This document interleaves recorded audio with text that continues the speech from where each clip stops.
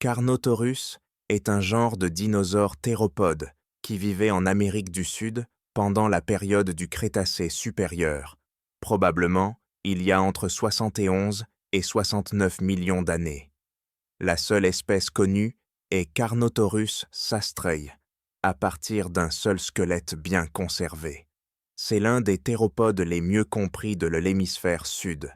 Le squelette a été découvert en 1984 dans la province de Chubut, en Argentine, dans des roches de la formation de la Colonia. Carnotaurus est un membre avancé des Abelisauridae, un groupe de grands théropodes qui occupait la niche de grands prédateurs sur les mastes continentales du Gondwana pendant le Crétacé supérieur. Carnotaurus était un prédateur bipède de constitution légère, mesurant 7,5 à 8 mètres de long et pesant 1,3 à 2,1 tonnes métriques. En tant que théropode, le Carnotaurus était hautement spécialisé et distinctif. Il avait des cornes épaisses au-dessus des yeux, une caractéristique jamais vue chez les autres dinosaures de carnivores, et un crâne très profond, reposant sur un cou musclé. Le Carnotaurus se caractérisait en outre par de petites pattes avant vestigiales et de longues pattes arrière minces. Le squelette est conservé avec une impression de peau étendue, montrant une mosaïque de petites écailles non superposées d'environ 5 mm de diamètre, interrompues par de grandes bosses qui tapissaient les côtés de l'animal. Il n'y a aucune trace de plumes. Les cornes distinctives et le cou musclé ont pu être utilisés lors de combats avec des rivaux de la même espèce. Les deux rivaux auraient pu se tamponner avec de rapides coups de tête, de lents coups avec le haut de leur crâne, ou en se cognant de face en utilisant leurs cornes comme amortisseurs de choc. Les habitudes alimentaires du Carnotaurus restent incertaines. Certaines études suggèrent que l'animal était capable de chasser de très grandes proies, comme les sauropodes, tandis que d'autres ont montré qu'il se nourrissait principalement d'animaux relativement petits. Sa cavité cérébrale suggère un sens aigu de l'odorat. Le Carnotaurus était probablement bien adapté à la course et était peut-être l'un des plus rapides des grands théropodes. Une autre caractéristique intéressante et distinctive du Carnotaurus étaient ses yeux. Les yeux du Carnotaurus étaient tournés vers l'avant plutôt que sur les côtés, comme chez la plupart des dinosaures de l'époque. On pense que cette caractéristique lui a donné une vision de type binoculaire, bien que certains émettent l'hypothèse que l'ouïe et la vue étaient moins bien développées. Découverte. Le seul squelette a été mis au jour en 1984 par une expédition dirigée par le paléontologue argentin José Bonaparte. Le curieux sauropode épineux Amargasaurus a également été retrouvé lors de cette expédition. Le squelette est bien conservé et articulé, toujours relié, seuls les 2/3 postérieurs de la queue, une grande partie de la partie inférieure de la jambe et les pattes arrière ayant été détruites par les intempéries. Le squelette appartenait à un individu adulte, comme l'indiquent les sutures fusionnées dans la boîte crânienne. Il avait été découvert couché sur le côté droit, montrant une pose de mort typique avec le cou plié vers l'arrière sur le torse. Il a été découvert dans une ferme nommée Pozosastre, dans la province de Chubut, en Argentine. En 1985, Bonaparte a publié une note présentant Carnotaurus sastrei comme un nouveau genre et une nouvelle espèce, décrivant brièvement le crâne et la mâchoire inférieure. Le nom générique Carnotaurus est dérivé du latin carno, viande, et taurus, taureau, et peut être traduit par taureau mangeur de viande, une allusion aux cornes de l'animal, semblable à celle d'un taureau. Une description complète du squelette entier a suivi en 1990. Après l'Abelisaurus, le Carnotaurus a été le deuxième membre de la famille Abelisauridae à être découvert. Pendant des années, il a été de loin le membre le mieux compris de sa famille, et aussi le théropode le mieux compris de l'hémisphère sud. Ce n'est qu'au XXIe siècle que des abélisauridés bien conservés similaires ont été décrits, notamment Ocasaurus, Majungasaurus et Scorpiovenator, permettant aux scientifiques de réévaluer certains aspects de l'anatomie du Carnotaurus. Les bras de Carnotaurus. L'aspect le plus bizarre du corps de ce dinosaure est ses bras, qui étaient ridiculement petits, encore plus petits que les légendaires petits dos bras du T-Rex. Bien qu'il ait un radius et un ulna relativement développés dans l'avant-bras, les mains à 4 doigts étaient miniatures et faibles et n'avaient probablement aucune utilité réelle. Cependant, ce n'est pas si rare au cours du Crétacé, car les grands dinosaures ont montré une réduction progressive de la taille et de la fonctionnalité de leurs bras. La plupart des paléontologues pensent que les bras du Carnotaurus étaient soit récemment devenus vestigiaux, soit qu'ils s'orientèrent rapidement dans cette direction. Crâne et peau. Le crâne, qui mesurait 59,6 cm de long, était proportionnellement plus court et plus profond que celui de tout autre grand dinosaure carnivore. Le museau était modérément large, non pas effilé comme on le voit chez les théropodes plus basaux comme Ceratosaurus, et les mâchoires étaient décourbées vers le haut. Une paire de cornes proéminentes faisait obliquement saillie au-dessus des yeux. Ces cornes, formées par les os frontaux, étaient épaisses et coniques, solides à l'intérieur, quelque peu aplaties verticalement en coupe transversale et mesuraient 15 cm de long. Bonaparte, en 1990, a suggéré que ces cornes auraient probablement formé les noyaux osseux d'une gaine cornée beaucoup plus longue. Le Carnotaurus avait une peau écailleuse sans plumes. Les paléontologues ont examiné la peau des régions des épaules, du ventre et de la queue du Carnotaurus sastrei. La peau écailleuse de cet abélisauridé est la plus complète de tous les théropodes et le seul exemple de cette forme de tégument connu en dehors des titanosaures, à l'exclusion des empreintes de pas. La peau se compose d'écailles coniques de taille moyenne à grande, de 2 à 6,5 cm de diamètre, entourées d'un réseau d'écailles de basale, basses et petites, moins de 1,4 cm, non coniques, séparées par un tissu interstitiel étroit. Contrairement aux découvertes plus récentes de dinosaures à plumes, en particulier en Chine, le Carnotaurus sastrei était entièrement écailleux, sans aucune trace de plumes. En tant que prédateur actif, l'auteur suggère que les écailles auraient été importantes pour réguler la température corporelle de l'animal, comme elles le font chez les reptiles modernes. Compte tenu du style de vie actif supposé de Carnotaurus sastrei et de la nécessité de dissiper l'excès de chaleur, en particulier pour les grands corps, plus de 1000 kg, on a émis l'hypothèse que la peau a pu jouer un rôle vital dans la thermorégulation, un rôle compatible avec la fonction du tégument chez les mammifères et les reptiles. Locomotion et rôle des cornes. La présence d'une grande queue musclée, combinée aux caractéristiques de frontale du Carnotaurus, telles que la grande tête et la structure des bras, petites et des frêles, suggère que la queue de l'animal a agi comme un moyen d'équilibre, aidant à maintenir le dinosaure droit tout en marchant et en courant.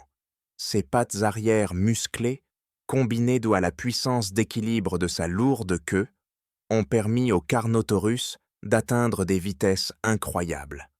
On suppose que le Carnotaurus était un coureur rapide, car le fémur était adapté pour résister à des moments de flexion élevés pendant la course. La capacité de la patte d'un animal à résister à ces forces limite sa vitesse maximale.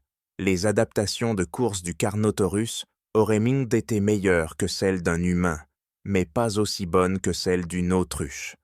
Les scientifiques calculent que le Carnotaurus avait une vitesse de pointe de 48 à 56 km/h. Chez les dinosaures, Le muscle locomoteur le plus important était situé dans la queue. Ce muscle s'appelait le caudofémoralis. Dans les vertèbres caudales du Carnotaurus, les côtes caudales ne dépassaient pas horizontalement ou en forme de T, mais étaient inclinées par rapport à l'axe vertical de la vertèbre, formant un V. Cela aurait fourni un espace supplémentaire pour le muscle caudofémoralis, qui est plus grand que chez tout autre théropode. La masse musculaire a été calculée entre 111 et 137 kg par jambe. Le Carnotaurus est le seul animal bipède carnivore connu avec une paire de cornes sur l'os frontal. L'utilisation de ces cornes n'est pas entièrement claire, mais plusieurs interprétations ont tourné autour de leur utilisation dans les combats avec des rivaux, ou pour tuer des proies, bien qu'une utilisation pour l'exhibition, la parade nuptiale ou la reconnaissance des membres de la même espèce soit également possible. Greg Scott Paul a proposé que les cornes étaient des armes de choc et que les petites orbites auraient minimisé la possibilité de se blesser les yeux pendant le combat.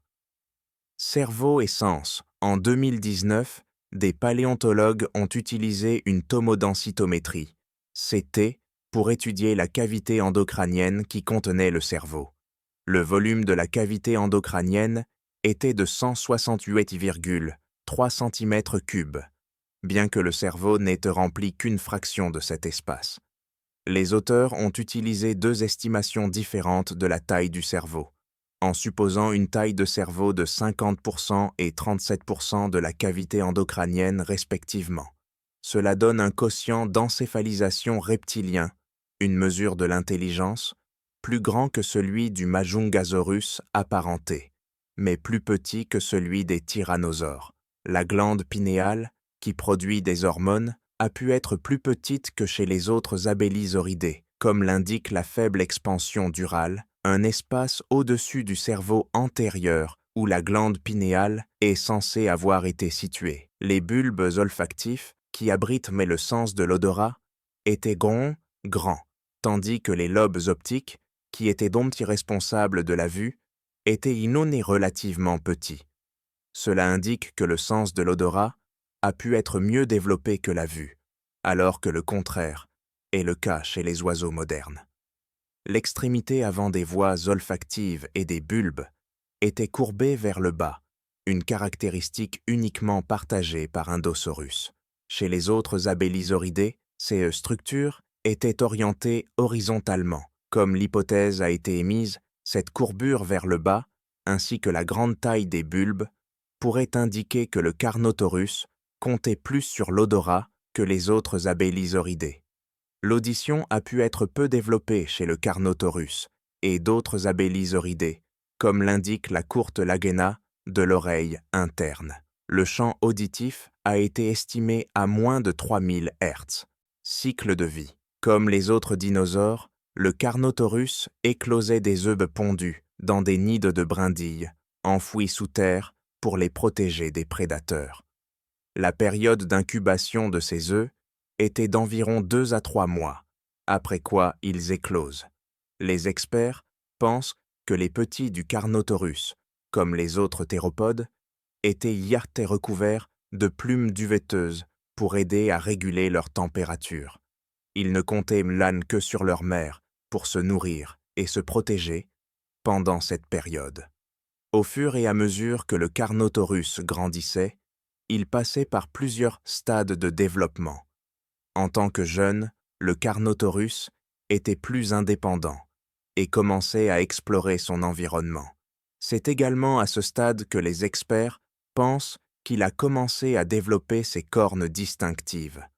À ce stade, le Carnotaurus aurait commencé à concevoir ses compétences de chasse.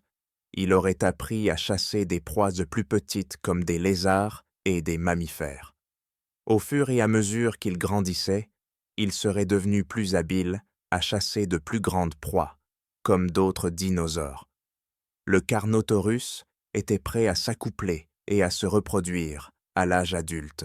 On pense que les mâles se disputaient de l'attention des femelles en s'engageant dans de féroces batailles pour exercer leur domination. Quand un mâle gagnait le combat et le droit de s'accoupler, il s'approchait de la femelle et s'engageait dans un comportement de parade nuptiale. Le Carnotaurus a probablement eu une fertilisation interne, ce qui signifie que le sperme du mâle aurait fertilisé les œufs de la femelle à l'intérieur de son corps. La femelle pondait ensuite ses œufs dans un nid et le cycle recommençait. Bien qu'il n'y ait pas de moyen précis de connaître leur durée de vie, interaction avec d'autres espèces. Le Carnotaurus a probablement souvent interagi avec différents dinosaures herbivores dans l'environnement ancien. Les grands herbivores, comme le Saltasaurus et l'Argentinosaurus, auraient donc été confrontés et chassés par lui en tant que prédateur supérieur. Comme le Carnotaurus comptait principalement sur les herbivores pour se nourrir, ces interactions étaient essentielles à son existence. Cette connexion prédateur-proie était cruciale pour maintenir l'équilibre de l'environnement et garantir la survie des deux espèces. Bien qu'il soit un puissant prédateur, le Carnotaurus vivait dans un habitat aux côtés d'autres de grands dinosaures carnivores.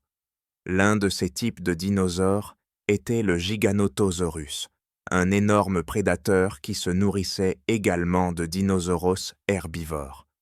Bien que partageant des niches écologiques comparables, les deux dinosaures ont probablement divergé dans leur proie d'homme préférée et leur méthode de chasse, ce qui a réduit la rivalité directe.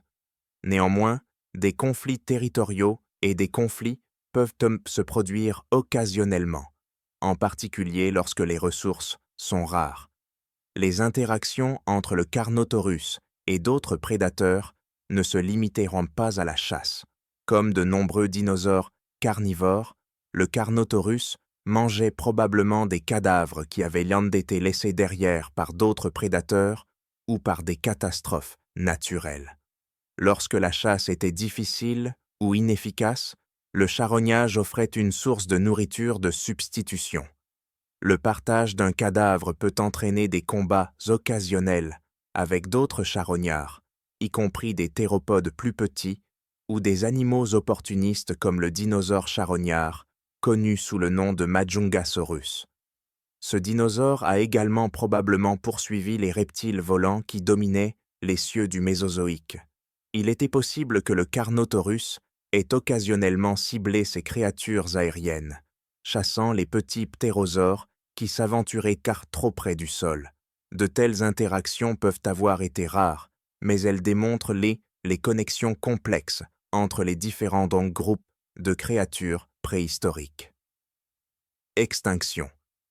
Bien que les scientifiques ne soient pas sûrs de la façon dont cette espèce s'est éteinte, la croyance populaire est qu'elle s'est éteinte en même temps que d'autres dinosaures non aviaires qui vivaient en Amérique du Sud. La théorie la plus largement acceptée pour l'extinction de cette espèce est l'impact d'un astéroïde massif qui s'est produit près de la péninsule du Yucatan dans ce qui est aujourd'hui le Mexique, qui a conduit à la mort des dinosaures et de nombreuses autres espèces.